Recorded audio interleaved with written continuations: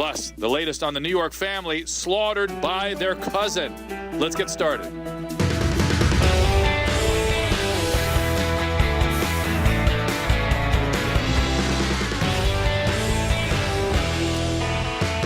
Good evening. My co-host is SiriusXM host Jenny Hutt. And coming up, a teen is accused of trying to kill his parents by burning their house down with them in it. And Jenny... Yeah, Dr. Drew, this is not one of the things that I typically worry about. He's an honor student. Yeah, that's concerning. I have one of those. Oh, well, you never know. I'm just saying. But first, new information about the man charged with using a meat cleaver to murder a mom and her 4 little children. Take a look at this.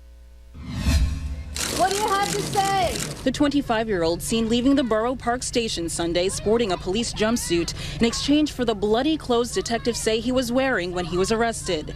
He's accused of using the kitchen knife to viciously stab 37-year-old Chao Zhen Li and her children, 9-year-old Linda, 7-year-old Amy, 5-year-old Kevin, and baby William, just a year old.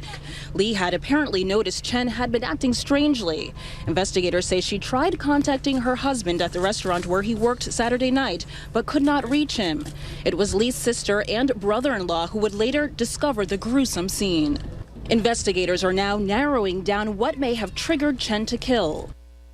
It's just so sad. Joining us, Shagun Oduolowu, social commentator, also Anna Hume, defense attorney, former prosecutor.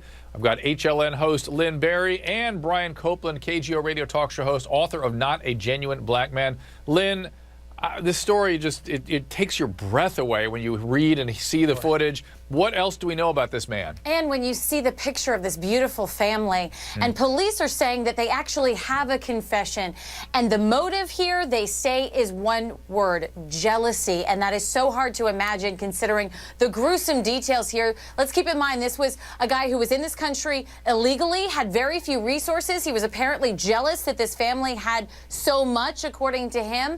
He lived there for a week, and mom was expressing concern that he was there, apparently asking him to leave at one point, trying to kick him out. And the details that we're learning today are even more gruesome. Apparently, when she tried to call that relative, she was overheard on the phone screaming, "He's coming at me with a knife," and then the phone line goes dead. Another relative goes and finds the gruesome scene. She says he's standing there among all of the bodies, and I will warn you, it is disturbing to hear this, but 3 of the bodies were beheaded. Mom's fingers had been cut off because he used that meat cleaver and he was trying to protect herself. This is a guy who apparently had a gambling problem, or that's something that he was doing with friends, also smoking pot with them, and a temper. He apparently busted up his wrist one time pounding on a gambling machine, one of those you know, what's the word I'm thinking of? Slot machine type things. Gambling machines. Just a complete disturbing. Every detail after the next is more disturbing than the last. All right, Shagun, you normally advise us to caution us against rushing to any sort of judgment, condemnation. Condemnation. Yeah. You feel the same way about this guy? No, you know what, Dr. Drew? What scares me the most is that this is just the tip of the iceberg to me. Like, there are 2 Americas, it seems. There's the America that we live in, and then there's this shadow world of undocumented illegal aliens, illegal immigrants. And what you're going to start to find is that a lot of these people may not be here for hard work or to better themselves. They could be criminally insane, psychologically infirm. And what bothers me is that we keep doing more and more of these stories. We keep seeing the worst of our society every day on television, and in the worst ways. I mean, he beheaded children. There is no temperance that I need to, to try and figure out what was wrong with him. A 25-year-old took out violence and vengeance and jealousy upon children. Throw away the key on this guy. I don't need temperance. I don't need patience. No question about it. None. Brian, go ahead. I was going to say, there's no question about it. One way or the other, he should be locked up and the key thrown away. If it's found that he's mentally ill, he should never draw another breath of air as a free man because he's locked up in a mental institution. If it's found out that, in fact, he was sane and aware of what it was that he did, and by all indications, I mean, there's one story I read today that one of the motives could have been that he had been burned by a girlfriend. He paid a $70,000 dowry for a girlfriend who was going to marry him, supposedly, and she took off. And so he was stewing about that. There's a witness who said that he threatened to kill her. Dr. Drew, let me say this. As a defense attorney, obviously, I would advise whoever's handling this case to get him shrunk, and that's what we say in our industry, to get him mentally evaluated immediately to see if he was so sick that day, so mentally sick that he didn't understand the consequences of his actions, or he didn't know what he was doing wrong. But let me just say this. Let me just say this thing, Shagun. 1 second. Let me say this. Let Anna finish, please. Okay, listen. Everybody's mic off except Anna right now. All mics off except Anna. Go. This case makes my blood boil, okay? And I'm going to tell you my honest opinion. I would not take this case, okay? Because I come from a product of an immigrant working class family. My parents immigrated here. I know the blood, sweat, and tears associated with them trying to give me a better life and them trying to give me the life that they didn't have. This monster, and that's what he is, this monster robbed the victim's husband, the victim's father, of an opportunity to pursue the quintessential American dream and for these precious young babies to grow up and to have a life. So what I'm saying is that you know what?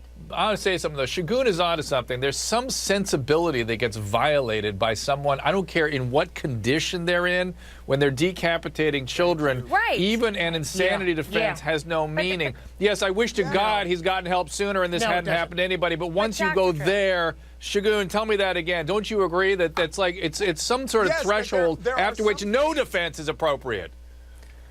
There are some things that are so morally repugnant, so offensive to our idea of what should happen in civilized society, that Anna, as a defense attorney, when you say that he should get shrunk, that we should find out what type of mental state he was in, Dr. Drew, what mental state can possibly exist where you are taking a meat cleaver and decapitating children? And I'm with you. I'm kind of on your side. There are some things so monstrous that we do not ever try to. It's not a matter of understanding. It's a matter of we must make sure that this never occurs again. That the person who perpetrated this is never seen from again. Jenny.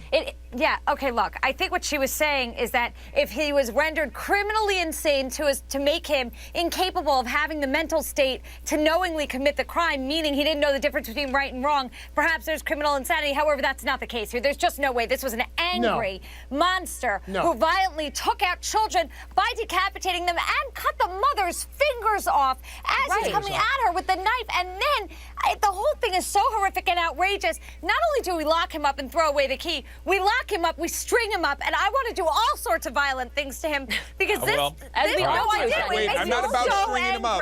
I don't believe I got you, terms like string him up.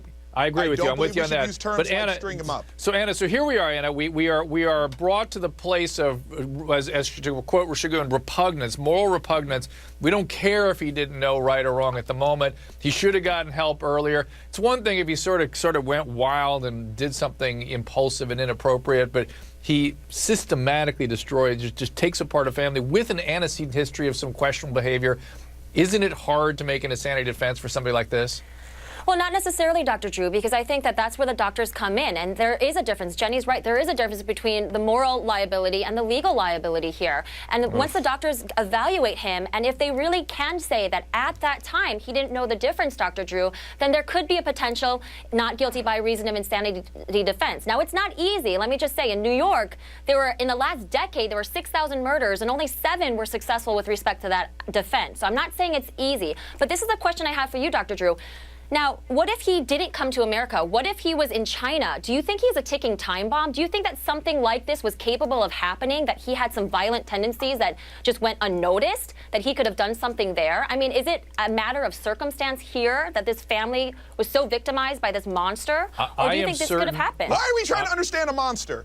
Well, it's okay to ask those questions. There's nothing sort of repugnant about asking the question. And I think, you know, the stress of living in a culture that you perhaps don't understand, particularly if you have psychotic liabilities where you're not really connected to the world very well, it could get very stressful and symptoms could get worse. Therefore, these folks should have helped this guy either go back to a culture where he could maybe do a little better, or we get him some help. But of course, he's undocumented. It's so complicated to get somebody like this help because he's afraid he's going to get deported if he goes to try to get help. So it is.